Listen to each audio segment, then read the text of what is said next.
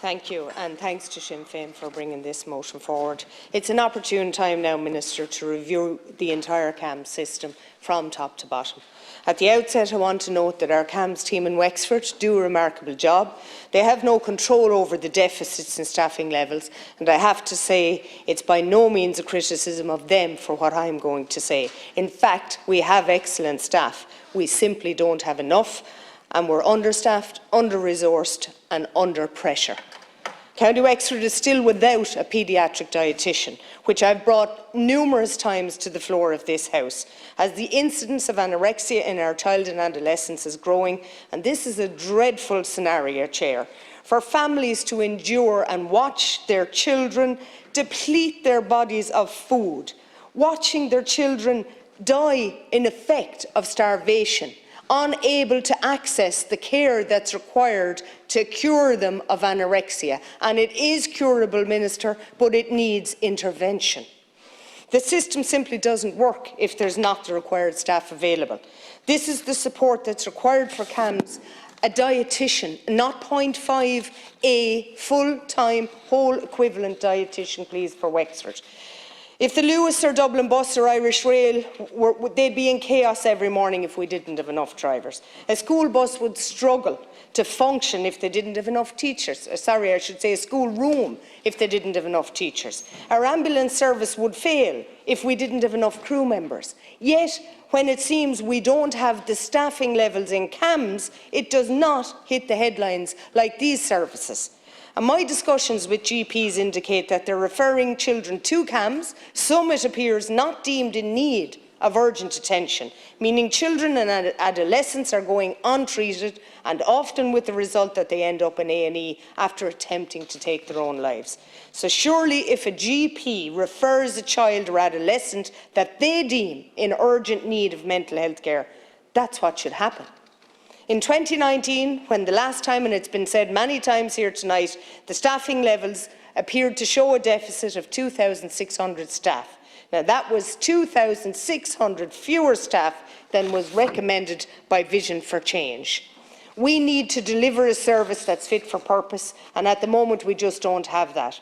There are too many anomalies, too many people missing off the team, a lack of consultants, no dietitian, no in-house bed unit in Wexford, no beds in Waterford DOP for minors, and no 24-hour service in Wexford. And it took a long time to recruit a badly needed child psychologist for the service in Wexford, and children and their families were exposed for years because of that.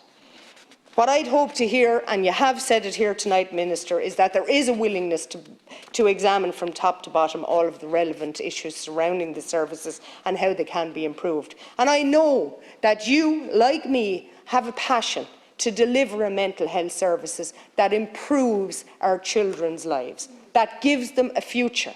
And I know that that's there in you. I feel sorry for you this evening.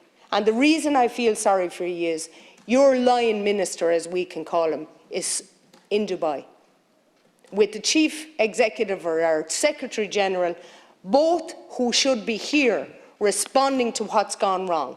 We have the head of the HSE making excuses on radio. Excuses is what they are. And there has to be accountability. And I believe that given the reports we have from the stakeholders who know, such as mental health reform, the recommendations that have been made over the years have never been implemented because it would appear the HSE know best. Well, we see what the result of that is. And it most certainly is not what I would call best practice, and it most certainly is not good enough that you, as a new minister who has no real fault in this, except for the fact that you are taking the fall, I would ask that you assert yourself and don't allow it to happen. There has to be accountability of those who are there and paid to take it.